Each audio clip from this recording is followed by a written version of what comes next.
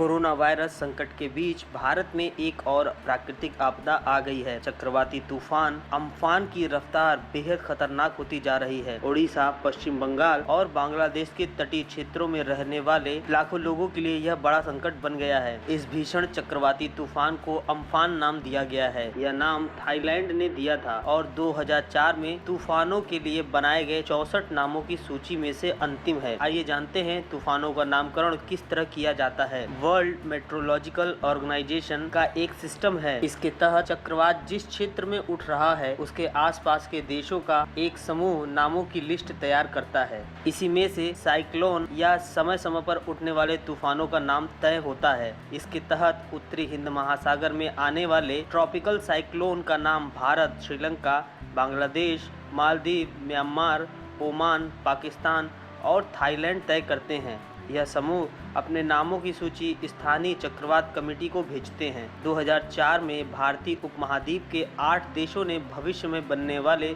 तूफानों के लिए 64 नामों की सूची दी थी। भारत ने इस सूची के लिए अग्नि, आकाश, बिजली, जल, लेहर, मेघ, सागर और वायु जैसे नाम दिए थे, तो वहीं पाकिस्तान ने नीलोफर, बुलबुल और तितली जैसे नाम दिए। पिछले साल आंध्र प्रदेश और ओडिशा में आए तितली चक्रवात को यह नाम पाकिस्तान ने दिया था। इसी तरह 2017 में केरल और तमिलनाडु के तटवर्ती क्षेत्रों में भारी तबाही मचाने वाले तूफान ओखी को यह नाम बांग्लादेश ने दिया था। अब भारत सहित 13 देशों ने 169 नाम तैयार किए हैं। 8 देशों के इस समूह में अब 5 और देश ईरान, सऊदी अरब, कतर, यमन और यूएई को भी शामिल किया गया है। बंगाल की खाड़ी और अरब सागर में भविष्य में उठने वाले तूफानों का नाम 169 नामों में से चुना जाएगा। वर्ल्ड मेट्रोलॉजिकल ऑर्गेनाइजेशन द्वारा ज़्यादा तबाही मचाने वाले चक्रवातों के नाम को निरस्त कर दिया जाता है। संस्थान का तर्क है कि उस नाम को दोहराना तूफान की विभीषिका और उसके जख्म को हरा करने जैसा होता है। इसलिए भयंकर तबाही मचा चुके तूफान का नाम सूची से रद्द कर दिया जाता है।